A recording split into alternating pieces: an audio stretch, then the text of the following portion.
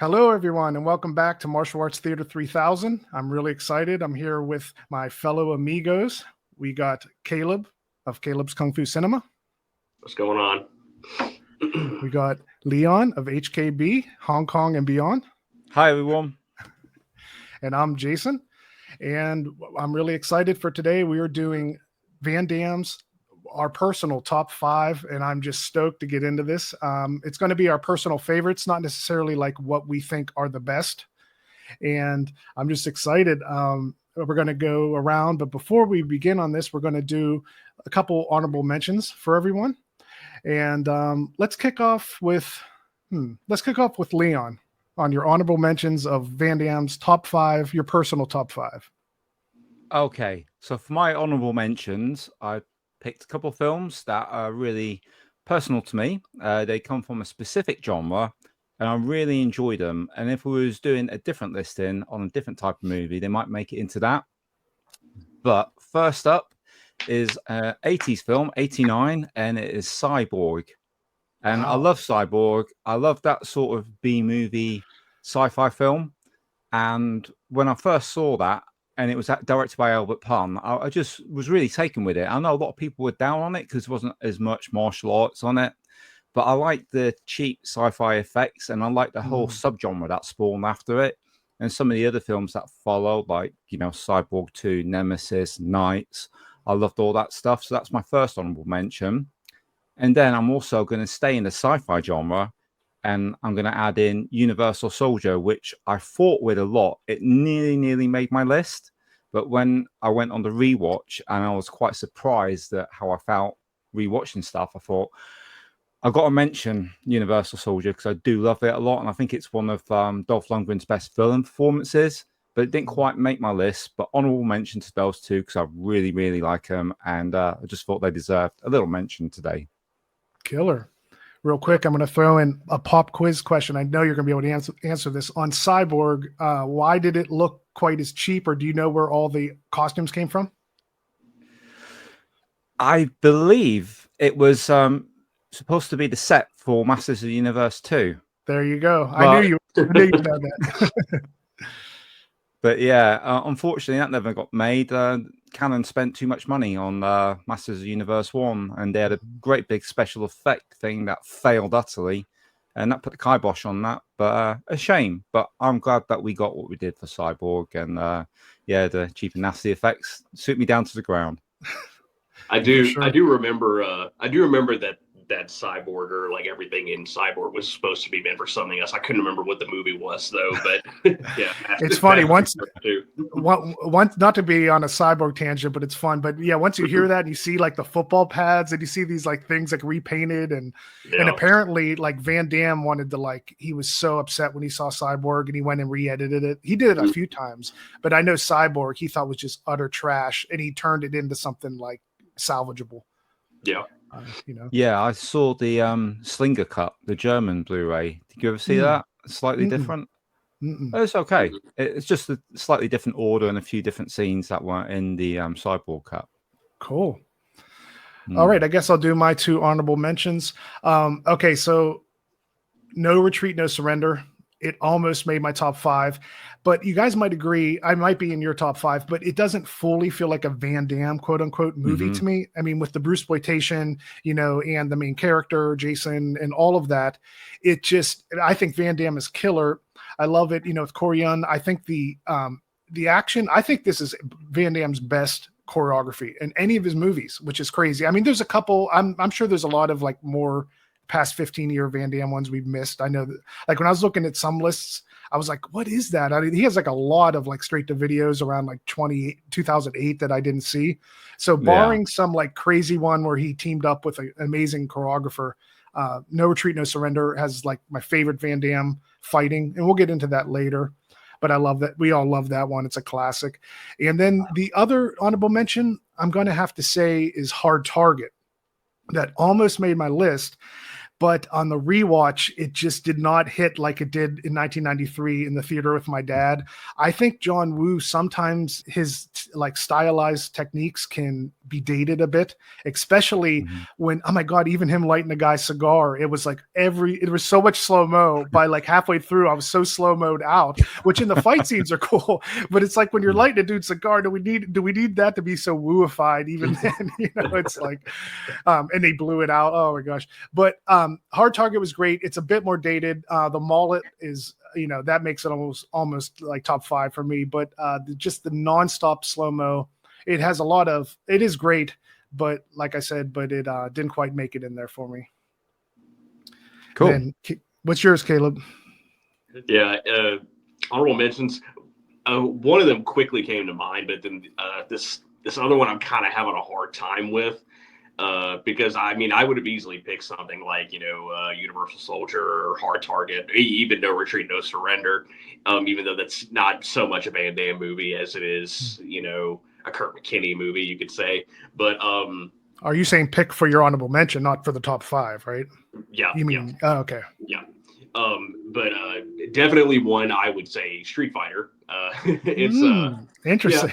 Yeah, I know it's I know it's as far as like adaptations go, it's not good, and I know that was at a point in Van Damme's career where he was partaking. Questionable things, doing questionable things. I'll say he's also like he was quite the controversial star at the time. However, the movie itself is still a ton of fun. Like even for me. Like I still watch the movie like every now and then. I'll be like, you know what, I think I want to watch Street Fighter. So I just. But that's your weakness, though. Tournament movies.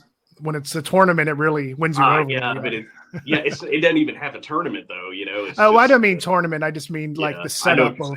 Yeah. It doesn't have the brackets, but I know what you mean. it's the fighting game aspect of it. Okay, that's what it is. Okay, it hit another. And also, I was going to say it should get a mention as well because Kylie Minogue's in it. Oh yes, yeah. Going to see her next week. I'm going to see her. Really, you're going to see her in concert? Oh yep. wow, next week. Cool. I'll be honest, not to shoot down your parade, but I never saw like when people die over Kylie, I couldn't quite see it, but apparently like Van Damme saw it, and I guess they had an affair on set. So. Very envious. Very envious. Yeah. Yeah. And another one, you guys are gonna hate me for this, but I'm gonna say Kickboxer. Okay. Kickboxer did not make my top 5. Sorry, it didn't. But I will. Could you give us a quick review and a few words of quick? Can we turn him off? Can we cut my feed? Yeah, you pixelated a bit. Yeah, yeah. It's sorry, Kickboxer didn't make my top 5, but I will give it the credit and give it an honorable mention. It is definitely a movie that solidified Van Damme as an action star and so like that. It's still just not in my preference. I'll say it's just not what I prefer over some other ones. So yeah, sorry, it's fine by chance. Hot take here. Did it reach fine status or? It so. reached fine status. So. Yeah, for anyone listening, Caleb said it's fine about Kickboxer, and it like struck me and Leon in the heart. It's fine, and I was sending him pictures of T-shirts saying it's fine. It's like that's when the wife or girlfriend says that, you're in trouble. Yeah, it's okay. Yeah. You might have a surprise then, because I did a little list here, which I'll reveal at the end of the episode. Yeah, I've predicted what both of you are going to put in your top 5. So I'm going to leave this here, and we'll see how close we get. I'm excited for that, man. That's awesome. Yeah. That's awesome. All right. Without any further ado, we're going to jump into it. Leon, so let's hear your top 5 Van Dammes. Okay. Do you want the whole lot in one go or just one at a time? One at a time. You're chomping at the bit. I'm very excited. I've been pacing around all morning. So psyched for this. Sharon's like, are you going to sit down and settle? And I can now. Thank God. Yes. So number 5, and Caleb's going to like this, is Bloodsport. All right. So yeah, I know we've said before that Jason and I didn't particularly rate it as much as some of the others, but I went through and I watched them all again, as we have been doing. I've been having a real blast watching JCVD again. And I was surprised. I was surprised at how good I thought the film was overall. And the setting, for some reason, I completely forgot we get scenes in Kowloon Walled City. And I'm like, oh my God, how can I forget the tournament takes place there? But I had. And yeah, I really, really enjoyed it this time around, even though it's kind of raw and some of the acting's a little bit weaker compared to some of the other stuff from later on. I feel like the performances are good. The martial arts could be better. And there's only one reason why I haven't got it higher up on the list, which is kind of that the villain in it, Bolo, he's kind of handicapped a little bit, you know. At the end, he has to cheat a little bit to, you know, in order for him to be a threat to Van Damme. And for me, that just dilutes it just a tiny weeny bit. Was if he was just badass enough without having to cheat and a big enough threat, I think it would have given me a completely different outlook on the film, and it might have been that much higher. But I do really like Bolo in this. I like Jackson. I like everybody in it, actually. I think they all fit the roles pretty well. And the music's really, really good. And the Hong Kong setting is absolutely fantastic. When Van Damme's on top of that building doing the splits overlooking the city, and that's magic. And we got Karate Champ in there. What more can I say? So, yeah, this has given me a new appreciation for Bloodsport. So, Kaleb, there you go. I got him in there, Bloodsport. I hope you're proud, brother. Yeah, I'm glad somebody threw it in there. Cool. So for my number 5, I got Sudden Death. And this one, yeah, it was filmed in my hometown of Pittsburgh. And it's funny, in our hometown, like, I swear it's not who you knew that was an extra in Sudden Death. It was like trying to find someone that wasn't an extra in the hockey scenes. Like, oh my gosh. Yeah, we were all 15, and I actually wasn't, but I mean, they were just, I remember they were doing like, come on down. They need to fill up that stadium to do the hockey matches and everything. And to be honest, back then, I probably rented it whenever it came out on VHS, maybe 96. And I thought it was decent, but I was in that zone where I didn't quite catch it, but they were trying to turn Van Damme into more of an action star. You know, they were like cutting him off at the legs, literally. I think there's so much less kicks in a lot of those movies in that period, especially like Nowhere to Run. Well, that's a couple of years earlier, but I think he throws like no kicks in Nowhere to Run, maybe like one or something. Yeah. And in this, I was like, oh man, you can't have Van Damme. Like, I mean, this wasn't even like missing the helicopter kick. This was missing like just his standard kicks. And I was like, okay, they're trying to like Arnold him out. This is what I'm seeing now. So at the time, I liked it as an action film. On the rewatch here, I was like, man, it really holds up. It has that Die Hard setting, you know, and I love when a movie's in one area. I think that's really cool, like The Thing, and of course, Die Hard. I don't know what you call that for like setting movie or whatever, but just being in one locale and not leaving, I just think it gives like a cozy vibe and can be, you know, more scary. And yeah, I just love that one. It's I learned later that they were going to have it be like kind of a comedy, and it was going to be like a mixture of an action and a comedy. And like that scene with him fighting Iceberg, the mascot, was like more the comedy side of it. And like that made the later cut, but then they made it more serious. And when I researched why they did it in the Penguins in the Civic Arena, it was because the producer, her last name's Baldwin, her husband was the owner of the Penguins, and she would go to the matches and see them open up the roof of the igloo and everything. So she thought, wow, this would be great to do an action movie here. So they got the ball rolling. So yeah. Oh, that's awesome. Yeah, Sudden Death is my jam. Got to mention Powers Booth is absolutely fantastic. Yeah. Oh yeah. Villain in that. Yes. He really knocks it out of the park, and he's really, really ruthless. And I love that. No messing, he's a killer. Alrighty. Kaleb, what's your number 5? Yeah, so my number 5, again, I'm kind of the one with the hot takes over here. So for my number 5, some people may go crazy when they realize I put this in my top 5 and I didn't put Kickboxer in there. For my number 5, I put The Quest. Wow. Yeah. You suck. You suck, Kaleb. That's it, guys. We'll see you next time. Thank you. Yeah. He's offset the axis of the world now. It's all good. He's killing me. You're killing me over Yeah, I know. So a lot of the Quest, a lot of people will say it's just another blood sport. But you know what? I think it's a cool movie. I like the setting. That's like one thing I really like about it is the setting. I like how it's I like how it's much older. Bloodsport was very modern, and so the Quest they try to go a little more old timey with it, and it's got a good cast. I mean, yeah, Van Damme is in there, and we get to see him, like with all the street kids like early on in the movie and everything like that, and then they just kind of they throw him out because he screwed up. And he plays it pretty straight and pretty serious throughout the movie as well, which I gotta hand it to him for that. It's got James Bond, Roger Moore. I mean, he was amazing. I think that's Leon. That's your favorite James Bond, right, Leon? It is. Roger Moore is my favorite. Yeah. Yeah, he was definitely Sorry, great. shot a mistake. Yeah, he was. Yeah, Roger Moore was definitely great, and it's also got James Remar. I like him too. He's also pretty good in the movie. He does a good job. Kind of playing like first he's like him and Van Damme like butt heads and everything, but then he becomes a friend of this guy and cheers him on and everything like that. So I like that part. I like that part of it too. And we do get I cannot remember the actor Abdel Kisi, who plays like our main Mongolian villain. It's he doesn't talk in the movie really, but his character may not have as much of an identity as other villains in other Van Damme movies, but yeah, and again, you Jason said it earlier. I'm a sucker for the tournament setting, so I had to I had to throw that one in there.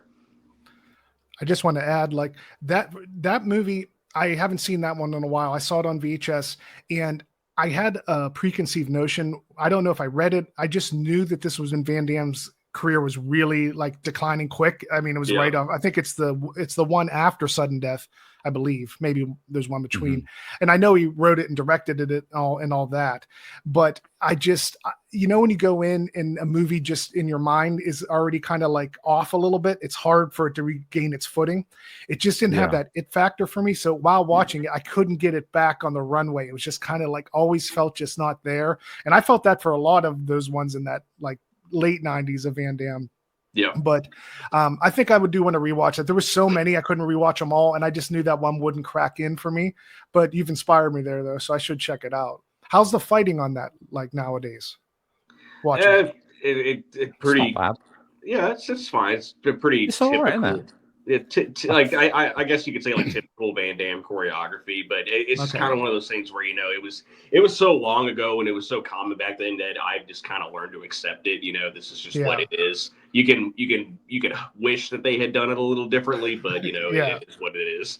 They got some really good shots in though. I don't know if you noticed, but on some of the fight scenes in the Quest, they use a steady cam and they're moving the camera around while they're fighting, and it just looks really good, really atmospheric. So yeah. I can That's something we should address real quick. Yeah. So when Kaleb says the Van Damme style, I think that's one of his, in my opinion, Achilles heel a bit is when I think it's the choreographers, but they do that effect in a lot of the ones where it's just one move, and then like maybe the blocks are sometimes not even there that much. It's just like a move, and it's really dramatic. A lot of posing. Yeah. And that's cool. But that's why I like No Retreat, No Surrender, because I think Korean was like, oh, we're not.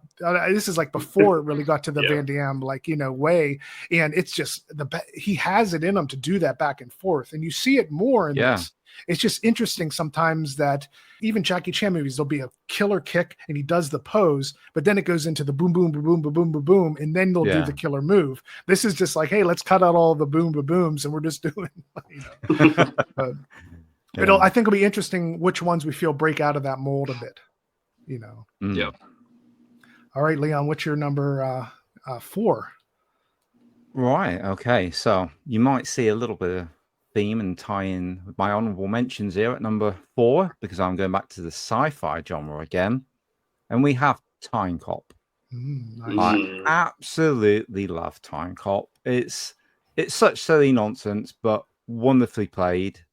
I like that we get the two different Van Dammes again because obviously we got him younger, we got him older, and I love having Mia Sara as his wife who gets killed off at the beginning. And again, Ron Silver, absolutely fantastic actor, makes a brilliant villain, and the way he doubles up and does the young Ron Silver and the old Ron Silver, and you can see how more jaded and jagged he's become with time as he's got older. And I just like the way it opens up as well. You know, we're starting off at Civil War sort of era, and somebody's gone back to get some gold. There is some good fights in it. You know, it's not fight heavy at all, but it fits in with what he's able to do, like maybe a security guard, you know. And I just like there's the one knife fight. I think it's against James Lew, isn't it? Yeah, it's James Lew. And yeah, I love that. But more than anything, if there's a film's got time travel in it, you know, I just really, really dig it. And that they fit it so well with Van Damme. And some of the humor in it as well, like the geeky guy that's on the computer and he's got his VR headset with the porn on. I absolutely love that. Really appeals to my sense of humor, as you probably can guess. But yeah, and that guy keeps changing. Like one time he comes back, he's all up in the ranks. Then he comes back and he's sloppy again. Like he keeps changing his like ranks, like because of the time continuance. Oh yeah, there's so much you can see in that film, and if you watch it again and again, you'll spot different things every time. And I really do like that. And I think for me, I think it's quite underrated. I think he was reaching a peak with this film of like budget movies that he was doing. And I think he had like opportunity to do more after Time Cop. I think he was offered a really big picture deal, if I remember right, like so many million for like 4 pictures, and he turned it down. Yeah. And then the studios turned their back on him because he wanted more. And it was like an offer that had never been heard of. But shame, because I'd like to have seen what could have come after that. But yeah, I really love Time Cop, and that's why it's got my number 4 spot. I know a lot of the purists that like just the martial arts may, you know, not fudge it into the collection, let's say, and I appreciate that. But for me, because I like a little bit of drama, and I like a lot of sci-fi, and I love Van Damme, and I just think, yeah, jumping up onto the counter with your legs in the splits, that's just perfect, man. You can't go wrong with that. Killer. All right. For my number 4, I have Double Impact.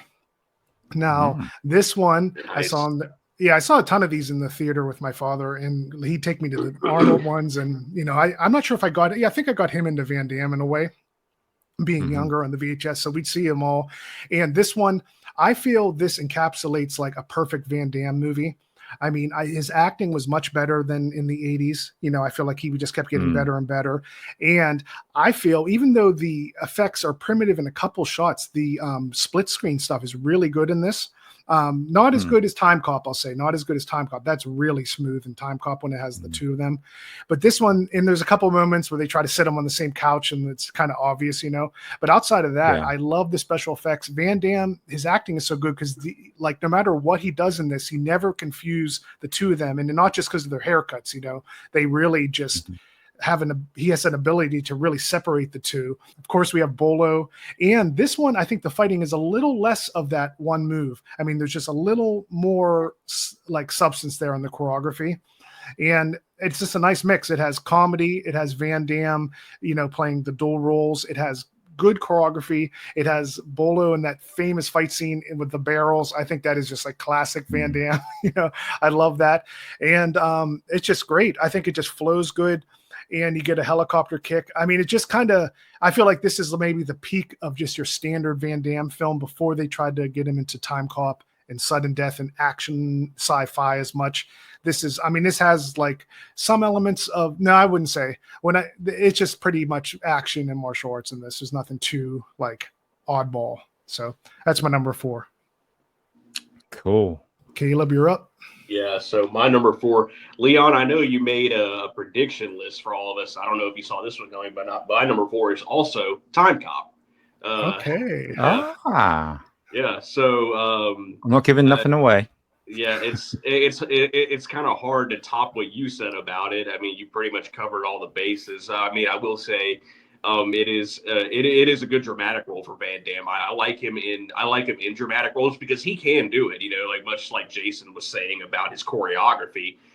He can do the fast paced stuff that we like, and he can also act like he really can. Like it's even like with the accent, and then in some of his movies, he does seem to kind of be playing at one note. It's there are moments in his career where he does play like a serious role and stuff like that, and he can show off his acting chops. And this is one of those movies that's a good example of that.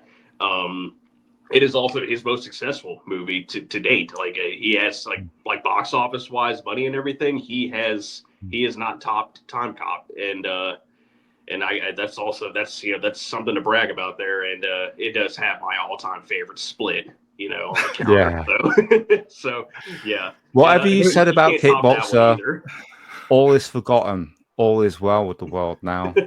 Yeah. I've told you how much I admire you and your opinion, Caleb. Yeah. What's the line he says before the Split? He says 50,000 volts, mother ever, or something. I can't remember. Yeah. This might sound strange. Cool. In my memory, before I rewatched, I thought he did that. This is gonna sound odd. I thought he did that Split nude in my mind. I don't know why. Probably because we see his ass so much in these movies. Probably because we see that. I just and thankfully I saw the boxer shorts. I'm like, okay, this is like. Yeah, no, I would not want Chaz watching that. I mean, it's fun enough some of the other films. Yeah. Well, she picked up on something actually, what Caleb just mentioned about the accent, and until this series of rewatches, I hadn't really noticed, but she started laughing every time they mentioned that. Oh, he's from Canada. Oh, he was brought up in France. They had an excuse in every single movie. I thought it was fantastic. Yeah, and interestingly, like Arnold, they don't seem like they never really had to compensate for that. It's like this is Conan the Barbarian, and he sounds Austrian, and that's just how it is. I mean, like, and Conan, I don't know. I'm sorry, Arnold. Who do you think has a stronger accent? I think Arnold maybe by a bit than I would say Arnold. You think it's me? I don't know what you're saying. And the Van Damme guy, he's all over the place. I heard a joke saying Arnold's one of the only people to live in America for 40 years, and his accent gets stronger. It might have been 50 years, but his accent seems to get thicker. And I will say in Double Impact, I noticed when he was the I don't know what you call him, preppier guy, not the rugged guy. He did try to do a bit of more of an American accent than the other guy. Chad. He tried to chat it up in the accent. All right, Leon, you're up. Number 3. Okay, my number 3 has already been mentioned so far today, and it is Hard Target. Now, I don't think that would be a surprise to you two. You two know me pretty well. I love my John Woo stuff, and I did fight with this one actually. At one stage, I had it right at the top. And then I rewatched it and I was like, you know what? I do love this film. And I've got fond memories like Jason, because I actually went with my mum to cinema to see this one. Killer. And even though at the time I wasn't that chuffed at the cinema, I was chuffed to see it with my mum. But I thought, oh, this isn't John Woo. And then I also thought, well, it's not Van Damme either. But when we got our Laserdisc copy, which is the one I watched this time, I thought, well, I like the gel. I like the mix, and that they've tried to create something different. You've still got the wooisms, like you say. There's an awful lot of them, and there is slow mode almost to parody at points. It's unbelievable. Unbelievable.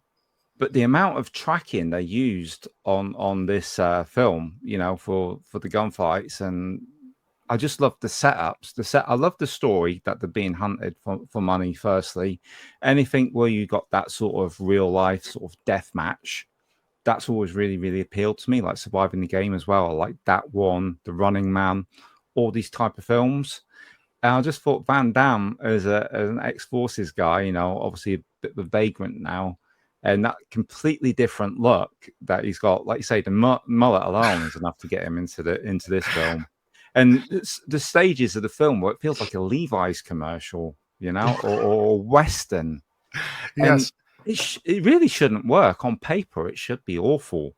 There's something odd, not to interject. There's something odd, like I know what you mean. Like the shots of the is it New Orleans? There's like some different places in there. I know. I think it's it's New set Orleans. there. Yeah. Yeah, the shots of the streets. I know what you mean. It is just there's something like John Woo's doing a commercial meets like. Yeah, and also I think the picks for the support cast were really clever in this.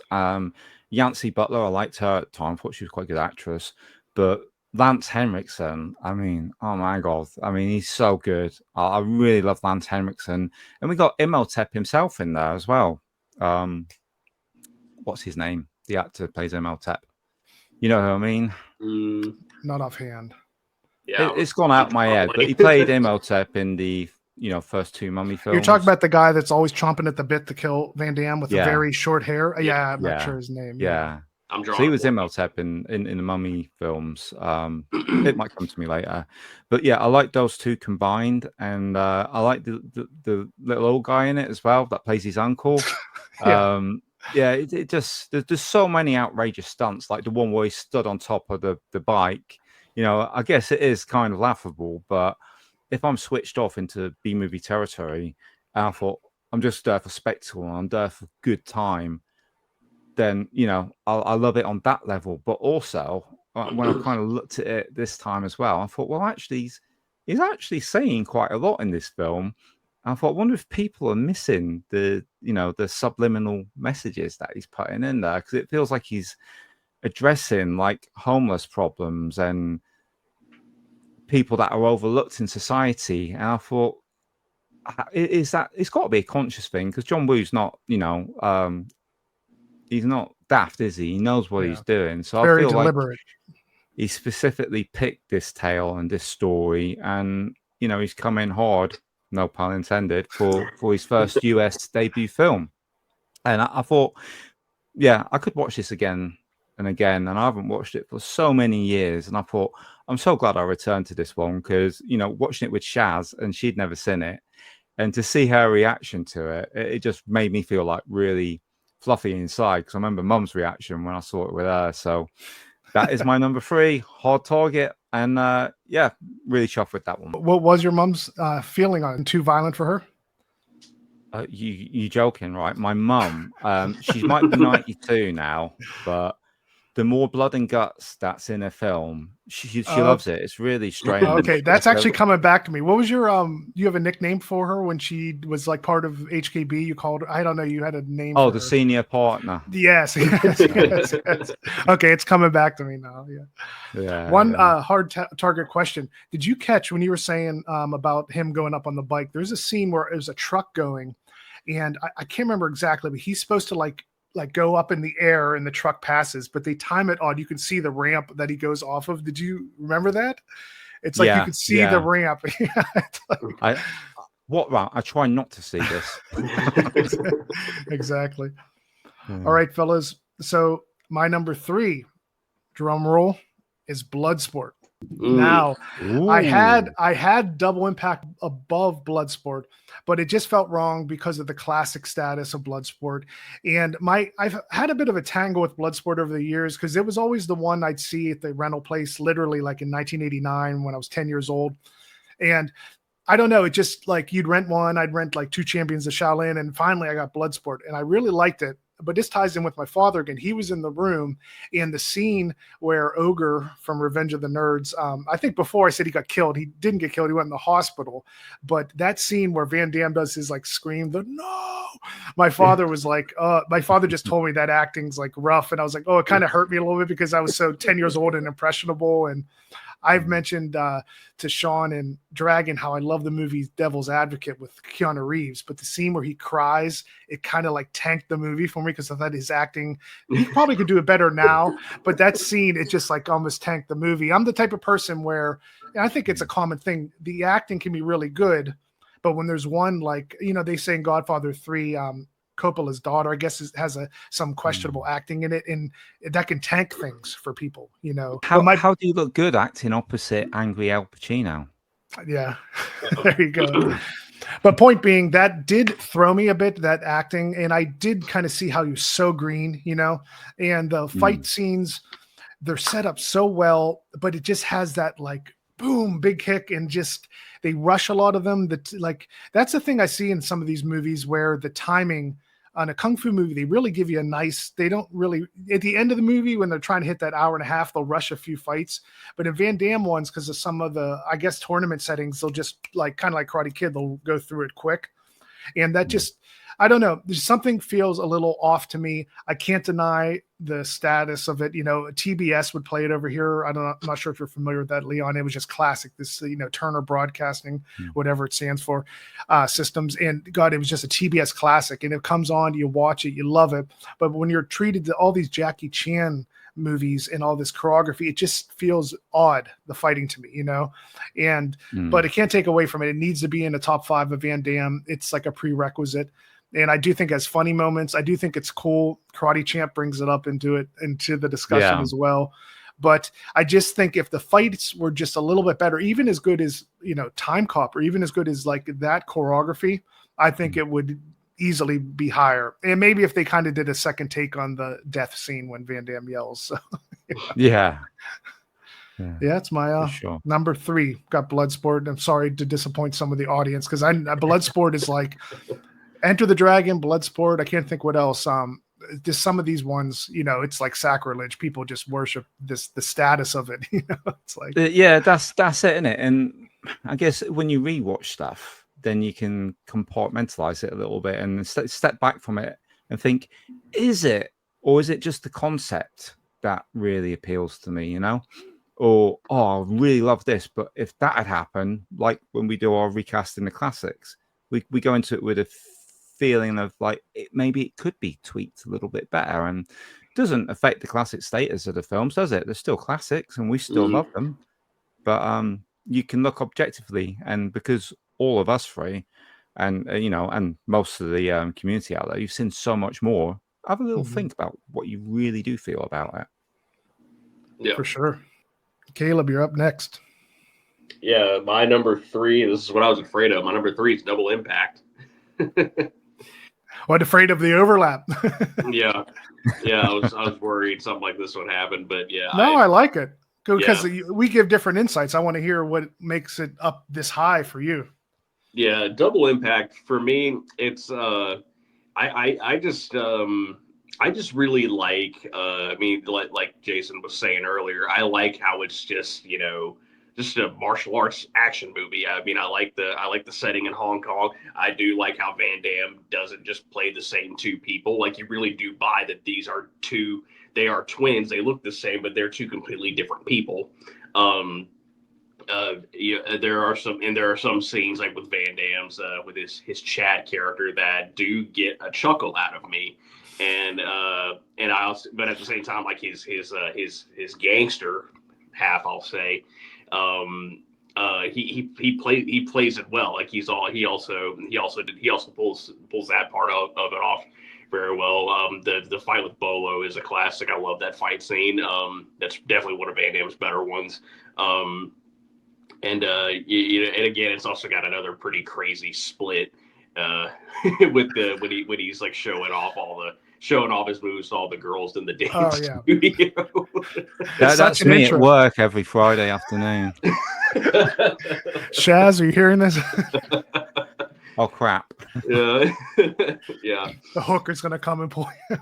Yeah, but yeah, that is that's a fun one. I do think it is like Jason was saying earlier, it is quite noticeable whenever they have both twins on screen, because I don't know if either of you guys probably noticed it. You probably did, but like whenever like both Van Dammes are on screen, the lighting is different.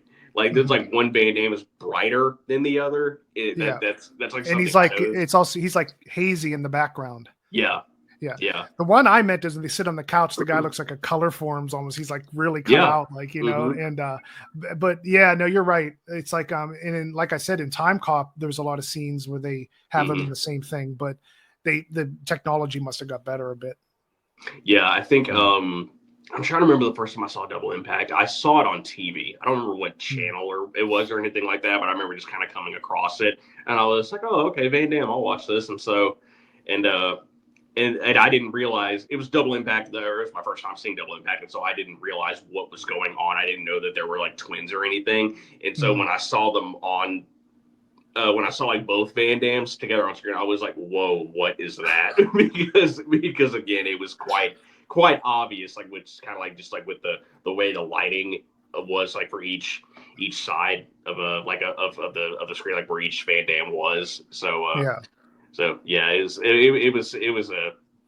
interesting first viewing for me, but yeah, I like it. I think it's just a good bare bones martial arts movie for sure. I want to add a funny little moment. I saw that. I guess that's 91 when that came out, and so I was 12, and my father took me, and you're sitting there watching with your dad. And I could feel the nude scene like building up a little bit, and like I'm sitting there and I'm eating my popcorn. And normally, like with your father, like, I don't know, just like at that age, the love scene comes along and it just moves. It's like whatever. This one it's so exaggerated, because it's a fantasy. I mean, it's just like, oh my God, I remember looking down at my popcorn, like, oh, I'm not interested in this, Dad. I don't know, not doing that. I could feel, I felt I was a little too young because your dad had to bring you into the R movie. This was like a kind of, next year he would have been more like, Jace, look, but that's a love scene, man. It just goes on, and it's like they're floating in the air pretty much. And, it's like, I guess because then, yeah, and it's weird. The more drunk the whatever you'd call them, the like grittier Van Damme gets, the more the sex scenes are like floating in the air. There's these like things. All right, Leon, it's your number 2, right? Yeah, this is going to be really, really tough. Number 2, was my first Van Damme film at cinema, and it's Double Impact. Oh, Kaleb predicted this. 2, it's fitting. Yeah, that's cool. I just I remember I actually went with my brother to see this, and we don't always see eye to eye on martial art films, but when we went to see this, we both had a blast. It was the first opportunity I had to go and see a Van Damme film at the cinema because I was just at the right age for the UK to go and see it. I think I might have been underage. I'm not sure, but I got in to see it. Oh, I didn't know they did that back then. They had like R and stuff like that. Okay. Yeah, it's always been like it was UPG 15, 18 back then. And I think it was an 18, but yeah, would it be 91? I would have been just a year under, so they wouldn't notice. And I got in. And just when they're flying down into Hong Kong, and I'd already been aware of Hong Kong and was into Hong Kong movies, obviously. And just seeing that, the way it was filmed in this, it felt like a massively big budget film in comparison to what I'd seen martial arts cinema at that point. And I was really, really impressed with the twins aspect. The only twins film I'd seen before that with an actor playing dual roles was Dead Ringers with Jeremy Irons, which was comparatively boring. I didn't understand David Cronenberg then. I was too young. I do now. And yeah, I get it. But again, I thought for me, this one, it was number 1 for quite a while, actually. I kept sleeping on it, changing. But I love it. What you said earlier, Jason, it is like the sort of kind of, in a way, it's the ultimate Van Damme film because it's him doing his thing, and it's him doing his thing right for me. When he does do like longer fight scenes in some other films, some of the stuff like he's done with some of the Hong Kong directors, maybe, and they try and put a little bit more in, like the films he's done with Choi Hock, Double Team and Knockoff and whatnot. It doesn't quite gel for me because he's that much bigger, and I think to get a balance between his size and the effect his blows would have on an opponent. And I feel like Double Impact gets that right. And what it also gets right for me, that Bloodsport didn't quite nail, was Bolo. Bolo is a big part of why I love Double Impact so much. With the scoring on his face when he gets shot at the beginning, he just looks so menacing. And that first scene where he gets hold of Chad and he's like ramming into the container, and he's just like merciless. And you think, oh my God, he's never going to stand a chance against him. And that's what I like. having insurmountable odds where somebody as big as Van Damme can be the underdog. And it really works well for me in that. And there's that other scene as well, which is shot in a kind of a silhouetted fight scene, the guy with the spurs on. And because we've already seen what he's done, we know how dangerous he is. And I just love that. He's like, cutting him a little bit with a few kicks here and there. And then he gets all of them. And it's like, and he's just like, you think, yeah, that's it. You're done. And he's got you now, mate. And I just really love that. And I thought Corey Everson too. I remember having a bodybuilding mag with Van Damme and Corey Everson on and thinking, wow, they look great together. And I couldn't wait for the film to come out to see. And she just looked absolutely I don't know, vital. She looked so impressive on the screen. A bit like when Michiko Nishiwaki came in My Lucky Stars, it was like hit you in the face. And I love everything about Double Impact. I love Feel the Impact, the song. Absolutely killer. So it was nearly at my number one. I had to do some real deep soul searching, but I'm so chuffed that it made both your list. It really means a lot to me. That's cool. And yeah, so I'm really, really pleased with that. And I think we've covered the Double Impact pretty well today, actually. So it's had its due. I have a Double Impact question based off of something you just said for both you guys. Did you feel though? What's the female bodybuilder? What's her name? Corey Everson. Okay. She was also in Hercules: Legendary Journeys, always chasing after Hercules. Oh, okay. When I looked her up, I guess she was like a 7-time Mrs. Olympia or something like that. But she so on screen, like you said, the presence and everything. But did you feel when it finally got and was going to go down, it was kind of anticlimactic? Like the fight kind of sucked. Like it was odd. Like I don't know. Just there wasn't anything to it. She was like dead before you even could It could have done with a bit more. That one definitely, because you're waiting for it, aren't you? And it's like you say, it's over and done with. It's a bit like with the Michiko Nishiwaki, one punch from Samuel and out. So I feel it's more gimmick, and probably she wasn't up to it then. She'd not done any on-screen action. Oh, good point. Good point. So they probably just did what they could do with what they thought was enough impact, if you excuse the pun. But yeah, I do like it, but it kind of leaves me with my mouth watering, wanting a little bit more, It's like one stab, and I think they had to get to the part where those guys are up there shooting down, or they had to move along. All right, my number 2 is Time Cop, and we're having a lot of overlap in this final stretch, but it's fun. We can just add some other takes that we saw. I saw, of course, this again in the theater, and I did like this one. I definitely liked it, but on the rewatch, it really, really held up for me. When I'm seeing it nowadays, and they say this is Van Damme's. I mean, this kind of is in a way. This is the button on that whole 88 to 95 period. Actually, no, this is 94. This is the peak. And I think it was, who was talking about his renegotiations? Was that you, Leon, or Kaleb? Talking about how he was trying to redo. I think I mentioned it first, but Kaleb mentioned as well about. So and if you ever look up his drug use, it is beyond shocking. It doesn't even seem to make sense. It says something like $10,000 a week and 10 grams a day or something insane. I do remember a documentary on him said when he was doing the drug use, he was saying as he would be up till 3 a.m. working out in the gym, and then he'd have to be up at 6 to be on set. I know guys, if you guys ever saw, there was a behind the scenes talking about him and his wife, and I think they got remarried 2 times or something. He remarried the same woman, and it went through all of that, this behind the scenes. And I think you can start to see that he seemed to age pretty fast in that period. I don't know if you guys noticed in his face and the bags under his eyes and stuff. Oh yeah. I mean, right around that 94. I mean, it has to. If you're doing 10 grams of cocaine, something has to give on the end. And I don't know if I quite saw it in. I did see it in Sudden Death, but this is like I said, he looks great on screen here.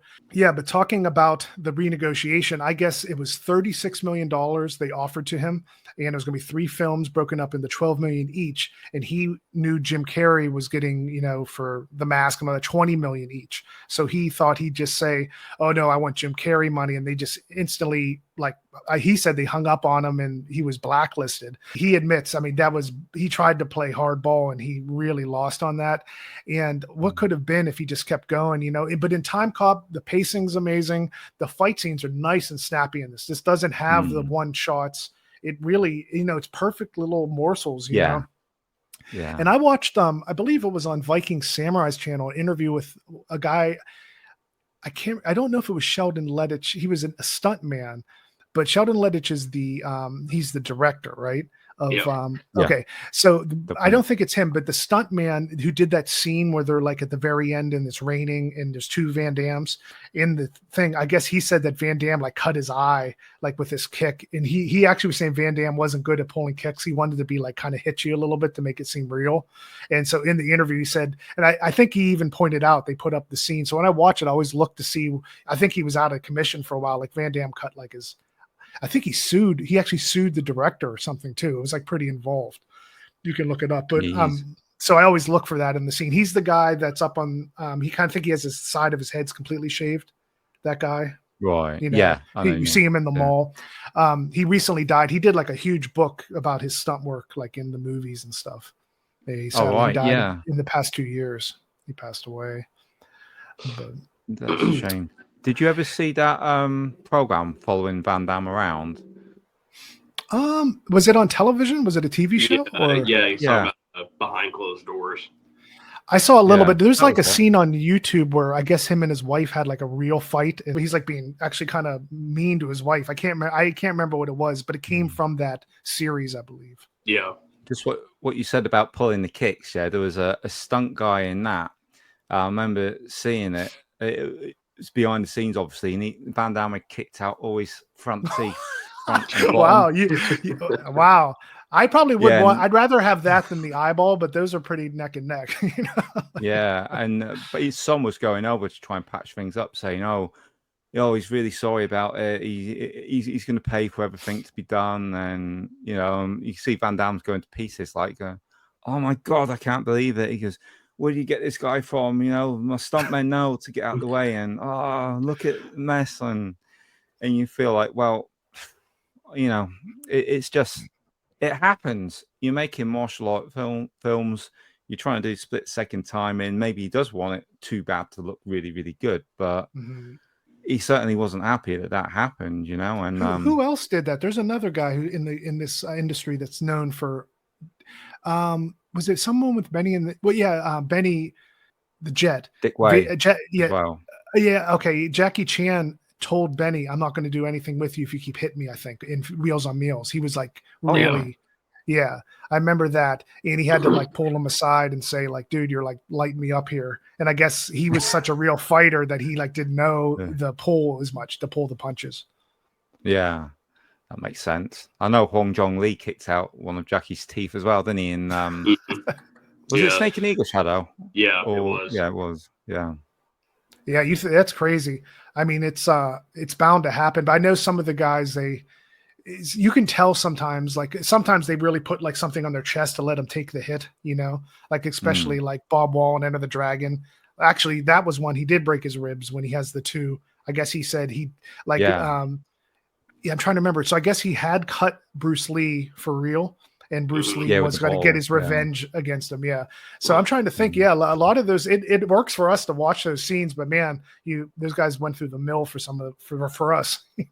I know. Art is pain. Yeah. All right, Caleb. What do you got? Drum roll time. For number 2, number 2 is Bloodsport. Whoa. Yeah. Okay. Whoa. You know what? You know what? You did tell me once. I kept talking like Bloodsport was your favorite, and you had to. I said it's not. You had to break it to me. Okay. But that did get me again. Wow. I thought Bloodsport tournament. I know what it is now, though. I know what it is now. Yeah. Bloodsport is my number 2. It's really just. I do have to admit that a lot of my love for Bloodsport is mostly nostalgia. And I've talked about this with Leon especially whenever we were recasting that movie a little while back. The thing with that, and the thing with Bloodsport, is that I do recognize its issues. like they're most certainly there. It's not, you know, it's hard to miss, and it's and yeah, the whole thing is just kind of built on, you know, I'll say lies, but it's still just, for me, it's still just a really fun movie. I love the setting. It's a tournament, yeah, but I also just love the way it looks, especially when they're fighting, where they're fighting in the Wall City. I love the arena. I love the platform. I love that whole thing. Van Damme, yeah, he's very green in this movie, but at the same time, there are scenes where I felt a real sense of determination with him. Oh yeah. Because that movie, that was Van Damme's big break, and he wanted it so badly. You know, he really, really wanted to do that movie. He wanted to be a big star. He knew he had it in him, and so I think that determination came through a little bit in some scenes in that movie. So like that's another thing that really resonates with me in that movie. With that movie is just Van Damme's determination, and you know, the music's great. Stan Bush, Fight to Survive. That's a classic. It always will be for me. We might have to agree. This is probably the best soundtrack for a Van Damme movie, or at least, you know, there's some other contenders, but this one just seems like I want to get this soundtrack. Frankie Times Square Kung Fu I think he had it on vinyl or something too. Like people talk about this one a lot. Yeah, it's a really good one. And I remember the first time I saw Bloodsport, it was on, I know Jason mentioned that he would see it on TBS a lot. When I first saw it, it was on a channel called Versus. I don't know if you're familiar with that.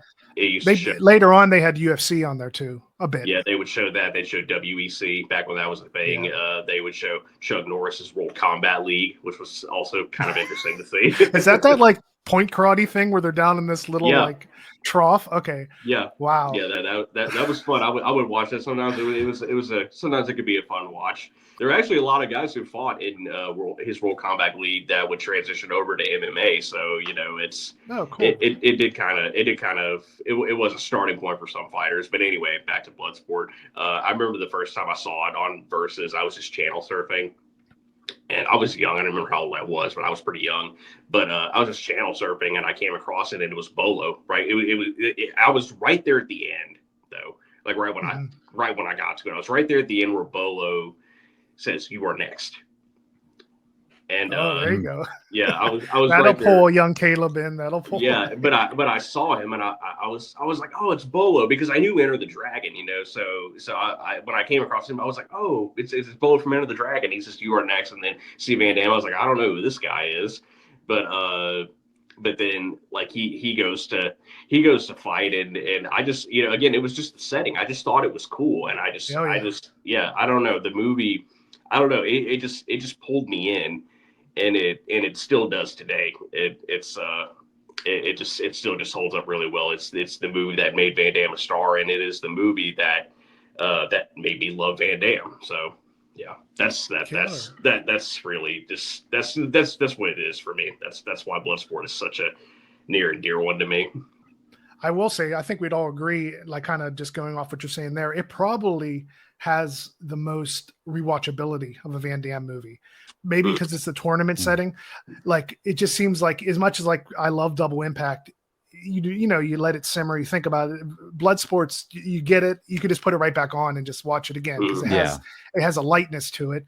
And I have a question. Is Bloodsport, does that have the most helicopter kicks of any Van Damme movie? I'm trying to find I swear, because I think they were trying to debut it. They would do each one like from different angles, 3 in a row, right?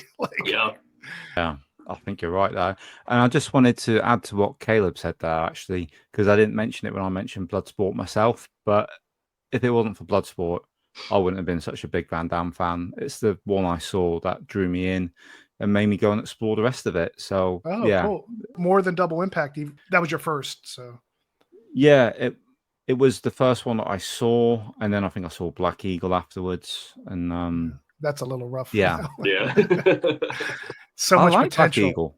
I like it, but it's just, Yeah, I don't know. When I saw that VHS, and I was so into in the time Enter the Ninja and so into Van Yeah. Damme by that point. I was like, here we go, Shogus. And it just, I don't know. It just, their fight's okay. It's just odd. There's a lot of stop and starts in that fight, and Van Damme's in a suit or something. It's Yeah. I don't know. It's a lot of anticlimactic moments for me in that one, but it's decent. All right, Leon, drum roll time for you, man. Okay, here we go. I got a feeling you guys are going to get this, but I've just got one thing to say to you. Knock so cow. Knock so cow. Nice. It had to be Kickboxer. When I was torn up, and I really was torn up, and I was really, really struggling with 1 and 2. And Chaz sat down with me. She wrote her list out already. This is my list. I'm like, okay, cool. And she said, what would you rather not, if you had the choice, then you could only watch one of these 2 films, Double Impact or Kickboxer? She said, again, which film would it be? And I really tore over this for ages. And I said, you know what? It will be Kickboxer, because that was the one as a kid that really had a lasting impression on me. I just loved you said about Bloodsport having the best soundtrack. I'd say yes, but I would say the best score is Kickboxer. Oh, it's really good. It really puts me in the mood, you know, that background music. The whole setup for it's a little bit more serious, and you know that perhaps in some parts maybe too serious. And I've discussed that with Chaz at length, like what happens with the girl in it, the niece. I said, that's probably a step too much, really. I thought you didn't really need that. What he'd done to his brother was enough, and I like that to have been the focus for the revenge. If I was to change one thing, I would probably take that out, as it leaves a tiny bit of a bad taste in my mouth after everything else in the film, you know, and also attacking the dog. But the villain, I like at the time that they cast Tong Po as Tong Po, even though it's Michael Quizzy, as we all come to know later. I know. It's like, you sneaky devils. But I love that they built that character into something larger than life. I forgot about that. I forgot that. Yeah. With that facial himself. Yeah. They were doing a Blair Witch thing, trying to make it seem like, you know, but with that prosthetic, you can almost throw him a bone, be like, you know, he really was transformed on that. Yeah. And he looked really fearsome, didn't he? When he first kicking, the first bit I saw of Kickboxer was on the program over here in the UK called, I think it's Film 89 at the time, and Barry Norman was showing clips of it, and it was where he was kicking the the pillar, the column, and immediately that got my imagination, like, oh Jesus Christ, like these guys are superhuman brute, like, and I just love that. And then training scenes have always been a thing for me, you know, Karate Kid, 36 Chamber of Shaolin, and then you've got Kickboxer and Uncle Zian. And you know, are you ready with the coconut, whatever it is? Absolutely brilliant. And so good. And a little bit of humor with the, you know, the meat, and like, this make you run faster. How? And then he's like, next scene's the dog running after him with meat strapped to his leg. So all these elements, like, the only thing is that why I nearly put Double Impact in place was because, again, we've got a hindrance to the villain. He needs like something more than just his own ability to be able to beat Van Damme. He needs to have hostages. And I think for me, I'd rather that hadn't been the case. I'd rather it was just how bad Tong Po was, how badass he was. And but that being said, I loved the film as I saw the film. And I used to have a T-shirt of Van Damme doing the poles in Kickboxer. And when I remember being on holiday when I was young, I think it might have been Cyprus, and I was getting like my mum to take a picture and wondering how it would turn out, copying the poles on the T-shirt.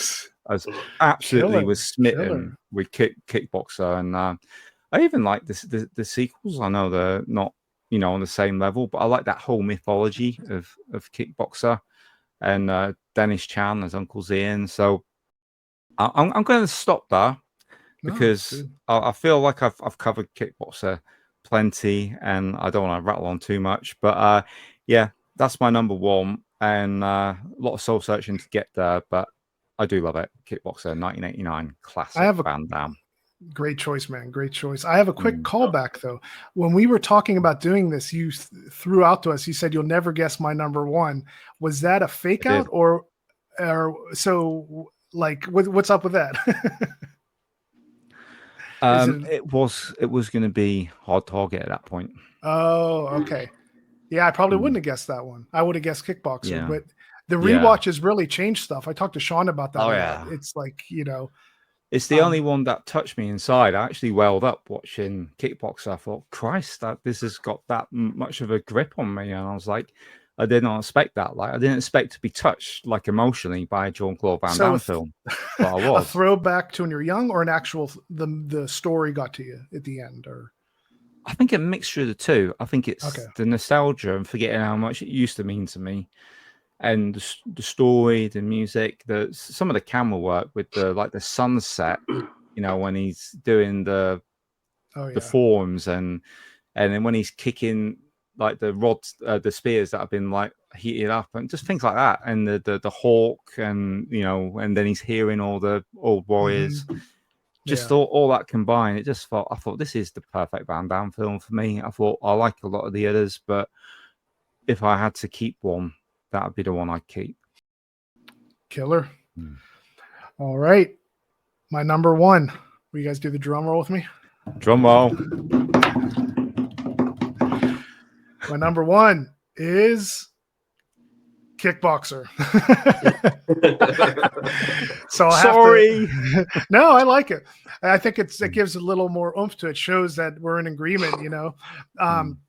Yeah. If I said nowhere to run, you guys would have won. But yeah. So Kickboxer, it's the one that all my issues I have with Bloodsport. I do recall watching it right after, like it was the next one I rented. And I've mentioned this before with us, and I think in our first stream a year ago, it's just a seismic leap in Van Damme's acting. Like, and his acting got better and better, but it just was a big jump in Bloodsport. He has a lot of no's in a lot of his movies. He got that down there, by the time it got the double impact, when they did that like fake killing of Frank over the walkie-talkie, I saw the no comment, like, yeah, he got it, it just like, he got better at those emotional like peaks. And that started in Kickboxer for me. And I'm a sucker for I love the cookie cutter martial arts, you have the villain set up, you have the revenge plot, you have the character arc, the hero's journey where he has to go through the training, and then you have the finale.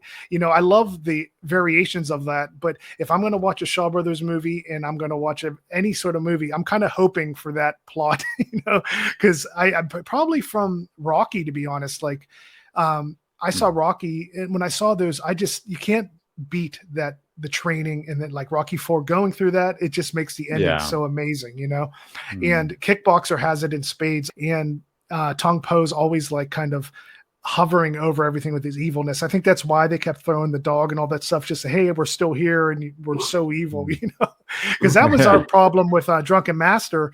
The villain goes away for so long and they don't show him like kill anyone. That's just like, it's just pure training. I think you have to have a reminder of what's going on, and man, Van Damme, he's just in peak form, him kicking the tree, the humor of it.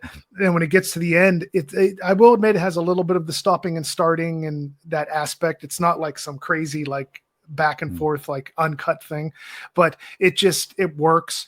And I just love it. And like, it has the traditional ending where the dog's back and they're all hugging in a freeze frame. I mean, that's like the standard 80s ending, So yeah, it just hits all the marks for me. And if anyone, another reason outside of me being like it being my personal favorite, if someone said to me, and this is maybe a question for you guys, if someone said, hey, I've never seen a Van Damme movie, what should I watch? I'd have to say Kickboxer. And I'd be remiss if I didn't also mention the dancing scene. And shout out to my mother. My mother, I posted that, I think during COVID, before I met you guys, I posted a video saying, this is what I'm going to be doing whenever lockdown ends, and I posted the dancing scene, and my mom's like, "What is that? Like, what is that?" So I had, and my mom and my aunt end up watching the whole movie because she, like, my mom thinks that's the funniest, and it is pretty much like the funniest scene ever, you know. That, so if someone asked me what should I watch for Van Damme, I'd have to say Kickboxer, because Bloodsport, I mean, is more for maybe guys, that tournament setting, but just Kickboxer has the heart, it has the dance scene, and it has the training. You know, you can't beat the training. The training in Bloodsport, I feel, is a little kind of watered down. You know, you got to just whatever. I mean, I can't even remember. It's like kind of his opening where he's throwing them on the mats, and then it shows Bola. It shows all them doing a little bit of training, you know. Yeah, Kickboxer takes the cake. That's my number one. That's cool. I'm glad you mentioned the dance scene. Yeah, I almost forgot. Have you ever tried to do it? No, I know you probably did though.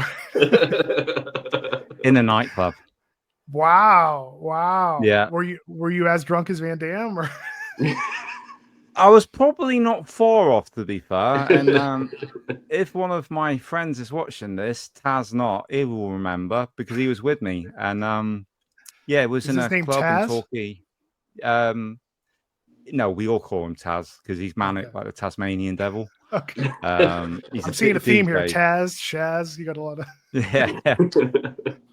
But yeah, he was with me, and I hit the dance floor. I can't remember what was on, and I just suddenly thought it'd be cool to do that Van Damme dance. And funny enough, I had two girls come up and start dancing with me, and which is just the perfect, isn't it? Yeah. Because anyway, he said afterwards, he said, Leon, he said, you didn't say you could dance. I never knew you could dance. I'm like, I can't dance, Taz. I'm absolutely inebriated. And if I try to recreate this any other day, it's never going to happen. But that one night, I got a chance to shine like Van Damme. And I'm so happy I got that in the memory and that he shared it with me. Yes. It was a lot of fun. But yeah, it's not going up on the channel. I'm not trying to recreate it. I was thinking that's the only negative thing. There weren't That's the only negative thing. There wasn't cell phones to, capture that. Wow. Yeah. I wish he did, but it was before cell phones. You know, it's before Shaz, obviously. So yeah, it was just a stupid moment, but it was inspired because of bloody Kickboxer. I wouldn't have done it if I'd never seen Kickboxer. So no two boyfriends came up to fight you after, like during it, because he had the two girls. No. And I didn't do the splits because I could never do the box splits. I can only do the front ones. But, okay, that's a good story there, man. Okay, Caleb, drum roll.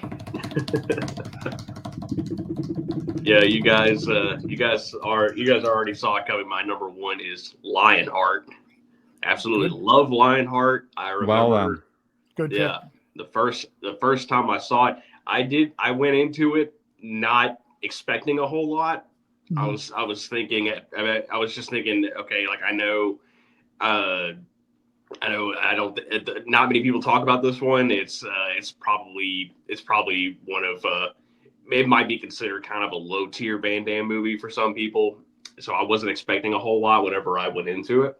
But whenever I watched it, like by the end, I was like, oh my God, that is the best Van Damme movie I've ever seen. Mainly because we mentioned it a couple of times already, but the drama of the movie, it is very emotional. It is a very heavy movie. As far as just as far as like the drama and the sadness of everything, it's got like Van Damme. Yeah, he kind of plays it kind of very stoic in a way, I'll say. But at the same time, I like how he just wants to help his family. He lost his brother. He wasn't there to save his brother, but he does want to try to do right by him and support his brother, support his sister-in-law and support his niece and everything like that. And we also have Harrison Page added to the mix, and he is great in this movie. I love how he is. He kind of gets Van Damme's character. He gets Lionheart into the circuit and everything. But I also like how he tries to help him. There are moments where he tries to be the voice of reason. He definitely, as an actor, brings his A game in that movie. For sure. Yeah, and and then in that ending. Oh man, I really love that ending. Whenever they're taking Van Damme away, I was like, man, this is really ending on a down note. But then they pull over, but then they just pull over and they're like, get out, and then they let him go. I was like, it's like, yay, they let him go. He went back to his family. Everybody lives happily ever after. I don't know. That just it really hit me. I really like how they handled it and everything. Again, the fight scenes.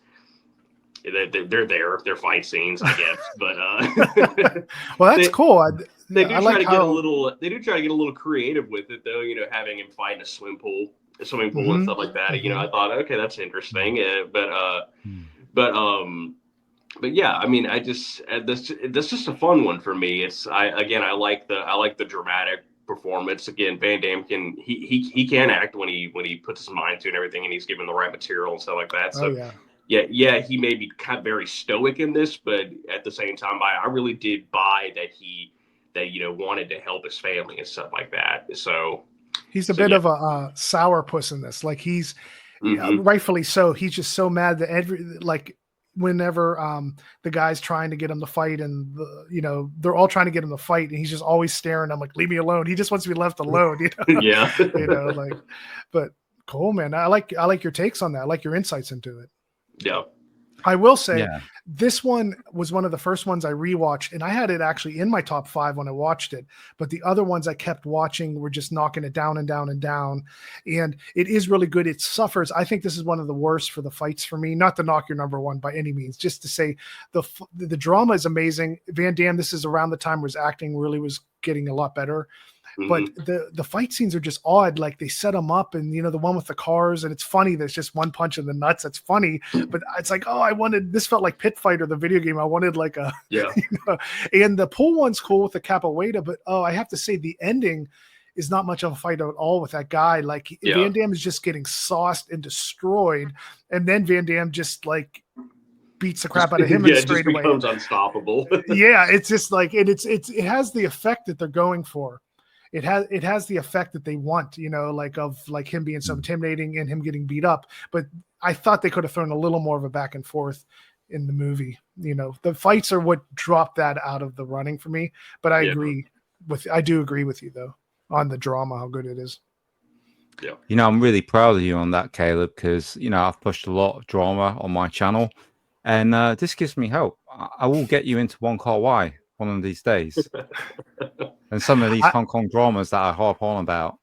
Well, I thought you were going to have Nowhere to Run at number 1, because when you said you can't, and I don't mean that as an insult, because you just said a moment ago, leave or something. I thought when you said no, you won't guess your number 1, and I know you like dramas, I instantly thought Nowhere to Run was up there.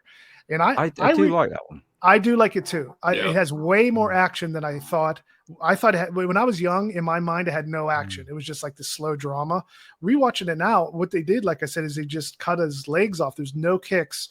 And I think I don't know. What do you think if that had a standard Van Damme thing, standard fighting, maybe it wouldn't stand out like it does. It would have just been, weird if he was doing helicopter kicks in the barn or something. I get to watch a Van Damme film because I want to see Van Damme do his Van Damme thing, his Van Damme kicks. So when you take that out of the equation, it's a good film and probably one of his better films, but it's not the JCVD that I want to see. Yeah. And I think that's where it kind of suffers when I do a list like this. Though I admire the film, and I really do admire it. I like that bike chase scene. I think that's absolutely fantastic. Yeah. Really good. That's really good. And again, some of the acting with the kids in that one. I think it's Kieran Culkin in it, Macaulay Culkin's brother in it, and the little girl. Absolutely, but it feels like Shane, the Western, but in a modern day setting with Jailbreak. And I really do like it, but it wasn't enough to break into my list. Then I didn't watch. I got to say, Caleb, I didn't watch. For those in the UK that are thinking, what's Lionheart? It is AWOL over here. Yes. Absent without leave. And I didn't rewatch it, but I watched that when I was off ill with the operation, and I was surprised at how much I really did enjoy that one. But I think as compared to some of the others at that time, for me, it felt more B movie or cheaper budget, whereas some of the others felt more. But that shouldn't affect my overall thought of the film or my opinion or scoring of it. Yeah. But I'm interested to return to it again, especially hearing your passion for it and whatnot. It's made me think, damn, I wish I watched that in this run of rewatches. So I will be giving it a rewatch, and especially concentrating on that drama that you mentioned, because as you know, I love my drama. So yeah. It's also called Wrong Bet. And do you know what the fourth title is? I'll take a wild guess. Leon? I can't remember.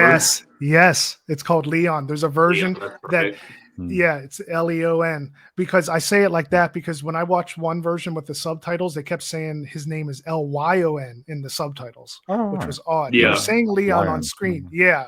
So but when it had the title screen, it was Leon, which is a very nice name. So I'm guessing they were trying to say like the Lyon was maybe like a French version of it or something. I'm not really sure. Yeah, that's just my guess. They were trying to just like spoon feed us. It's switching to Lion, like, you know what I mean? Yeah. Like they were making the Lion audience Heart. feel like we couldn't do the jump from Leon or something. Yeah, I thought it was kind of weird how it's funny, but I thought it was kind of weird how in the movie, whenever he first meets Harrison Page's character, and he asks him what his name is, he says Leon, and he's like, "What? What kind of name is that?" It's like Lionheart. He's Leon, a bit sensitive about that scene. Yeah, it was just so obvious they wrote it like that, and then she takes it a step forward. You could see her wheels turning, and it's just like Lionheart. Like that woman, oh my god, that is how funny is that scene where she is like really seducing him, and like she turns on a dime and just goes back crazy when she realizes, like, man, she goes nuts throwing stuff. And yeah. Cool, guys. So Leon, you have a little epilogue moment for us here.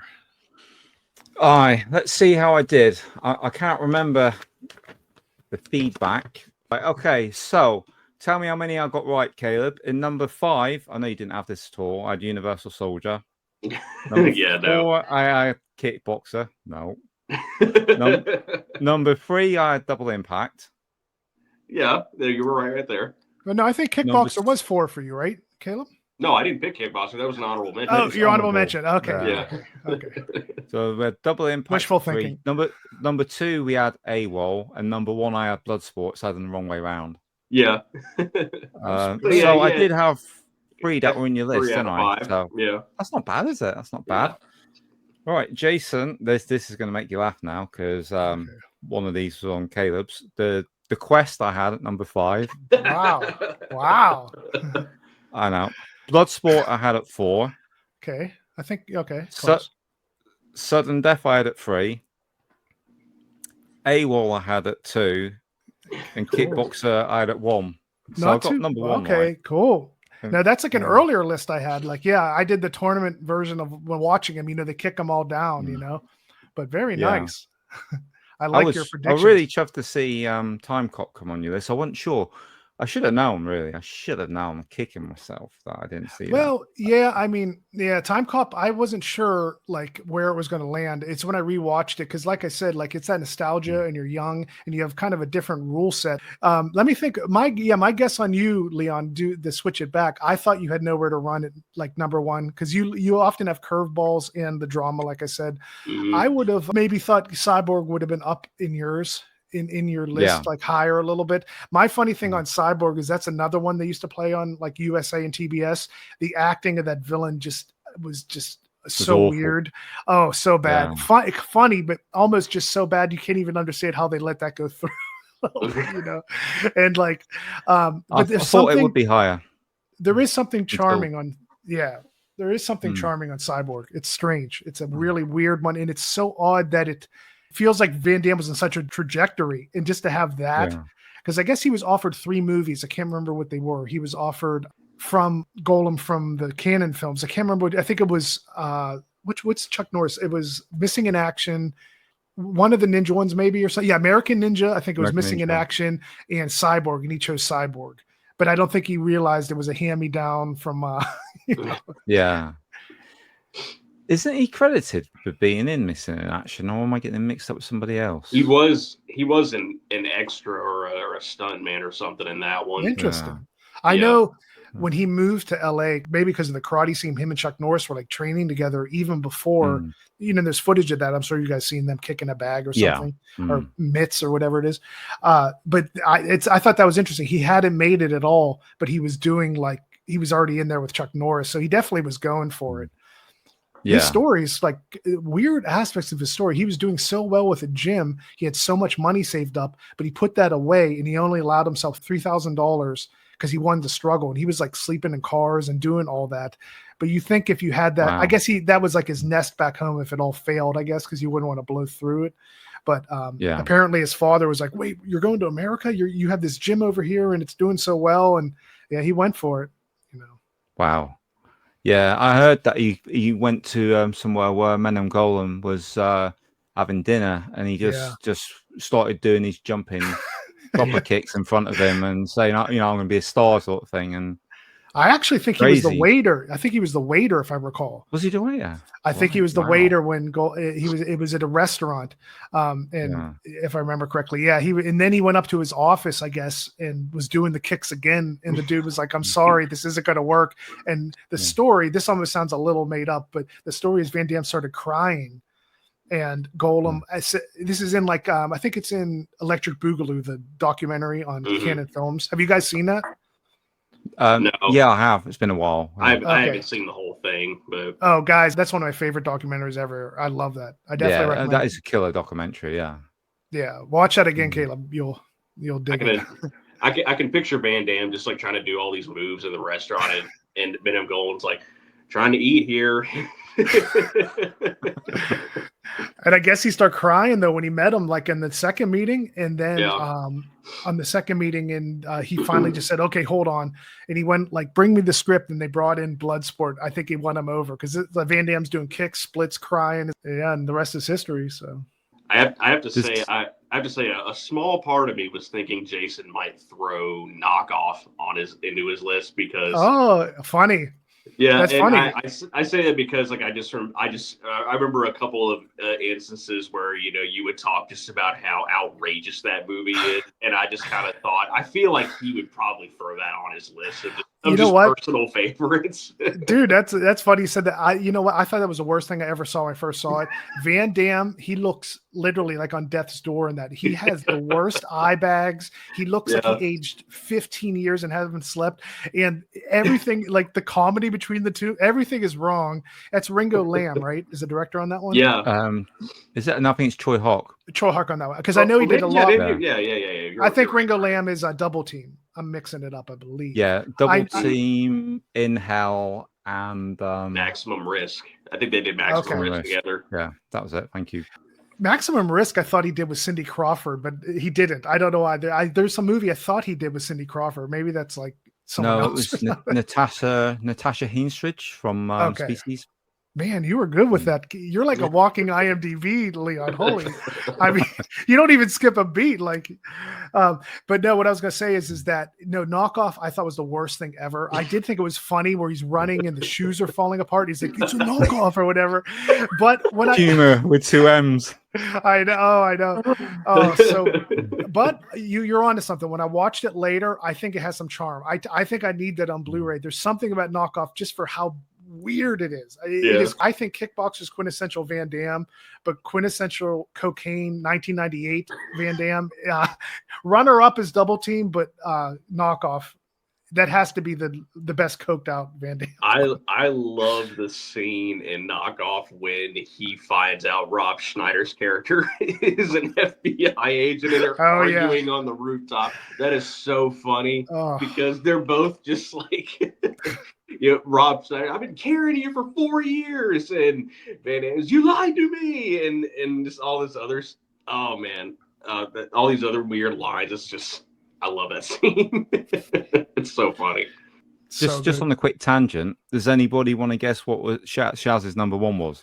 Oh, you know what? I wanted to throw that in because you kept mentioning Shaz. I didn't realize she kind of did the rewatches with you. She did the whole lot except for Universal Soldier. If you can give us her top three, but if you only know number one, I'm down. Okay, so third place, she had Death Warrant. Wow. Okay. Yeah, she really liked that. Second place, she had Kickboxer, and first place, she had Double Impact. Okay.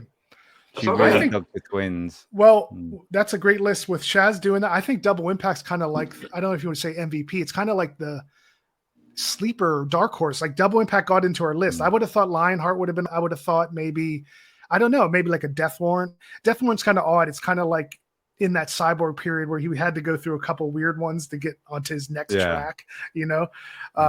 Yeah, Death Warrant's all right. Wow. Okay, Double Impact though is I that's the one that's on when you count Shaz on all of our lists. You know? Well, crazy. we also all have Bloodsport, but because you mentioned No Retreat, No Surrender right at the beginning, and I do love that. Quick hot take: favorite Van Damme villain performance? Okay. Literally for me, it is No Retreat, No Surrender. Yeah, me too. Okay. Well, when you said earlier we were going to do our favorite villain performance, right? I thought you meant the favorite villain going against Van Damme. No, I meant his villainous performance. Well, for that one, which I was waiting to say was Bolo and Double Impact and Tung Po. Yeah, you know, those are the two. Yeah. I had that on deck, but yeah, I got to go with No Retreat, No Surrender because he's a bit of a caricature because he's always like cartoonish and like getting really like funnily mad, you know. But his man is fighting.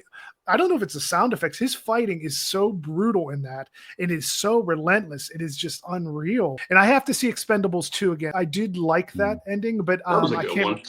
Yeah, it's something about Expendables. I like the first one was okay. I kind of glazed over and it didn't like. I thought it was gonna be much better. It's a cool popcorn movie. I felt Expendables 2 is better with the Van Damme aspect, but for him as a villain, I got to go with you guys. No Retreat. Well, that's it then. We finally found something that all three of us is the same one. Yes, awesome. There we go. All right, fellas. Well, thank you guys. That was a blast. That was so fun. Definitely. Thank you for having us. Yeah, man, that was great. Any other little tidbits, observation? Oh, here's my little tidbit observation. Did you guys catch watching these his hematoma on Van Damme's head? Oh my gosh, I forgot about that. I had to look it up. And there's theories on what it is. Like there's like doctors or some doctor said it's a lipomas, I guess like when you get fat deposits. And then Van Damme himself referred to it as a cyst. But wow, on the more angry he gets, he has like a big bubble. Yeah, I was looking at that and I didn't have a clue as to what it was, but it's more prominent in some films than others, isn't it? It kind of grew as it and by the time you get to sudden death, I think it's really popping, you know. I mean, such a handsome guy, isn't he, when he's younger? I mean, he looks like a bloody model. And then you go to him now and he looks more grizzled. You know, he's still a good looking guy, but he just looks more grizzled and fits those roles that he takes now. He has a look like if you ever watch like a bodybuilder who really diets down, their faces get like striations on their face. I wouldn't just call it wrinkles. He has like the look of someone who dieted down like fast or something. Because when you see him now, I mean, I think it was Howard Stern was like ripping on him. Howard Stern was talking about that. What's it called? Jack Van Damme Johnson, or what's that little Amazon Prime thing? Oh yeah, Jean-Claude. Van Johnson. Yeah, Jean-Claude. It's Jean-Claude. Yeah, Jean-Claude Van Johnson. Well, Howard Stern's going, this is the best thing ever. And he was talking about him doing the splits on that, like he goes, but Van Damme looks like he got hit by a truck. He's going, this guy was so handsome. Howard Stern's going, what happened to this guy? Like, and Robin, I remember hearing that Robin's going, I know he was, and I'm not like knocking on him, but I don't know. He has a very rugged look, like you said, nowadays. I'm going to get into trouble as well because I forgot to say something that I promised I would mention. Throw it in. Jazz. And I shouldn't mention it because we talked about Knockoff quite a lot, and we haven't actually watched that all the way through. We just started watching it this morning. Oh, okay. And that was you were trying to squeeze it in for the... Yeah, I was, and I thought, well, this ain't going to knock anything off my top spot. So I stopped, and I said, oh my God, I said, they're trying to make him Jean-Claude Van Chan. And she just thought that was hysterical, and because it does, it looks like that style with him running against the van when he's on the thing, you know. I thought, we're trying to make him do all the Chanisms and so I will be watching it now. I had a thought. I wish I wish they would have done. I know Jackie Chan, Van Damme, and I think Bruce Willis. They like teamed up and did like Universal Hollywoods or something. Or it might have been Sylvester Stallone, but I know they did restaurants. So Van Damme had some sort of Jackie connection. I wish Ringo Lam or one of them would have just done one. I think it was that Jackie Chan was going off on his Rush Hour kick later on, but I just wonder how, just to kind of like, think about it, how Van Damme would have done if he did work with those directors, but they never pushed him to do like a Jackie Chan, like Shaw Brothers style fighting. I just wish I could see him do some long stretches. I don't know if it's not his style at all, or because I think he could have done it. Because if you see No Retreat, Yeah, he could easily. I mean, he kicks with both legs so frequently in No Retreat, No Surrender, which is really, really good, effortless, seamless. But you don't see it as much later. It's mainly just the one leg, isn't it? But that's funny you said it. A guy wrote me on Instagram saying, "Hey, have you ever noticed Van Damme will never kick with his left foot?" And I said, "Hold on." And then like after he said that, I actually don't yeah, you're right. He does like spinning back kicks and No Retreat, I think, and stuff like that.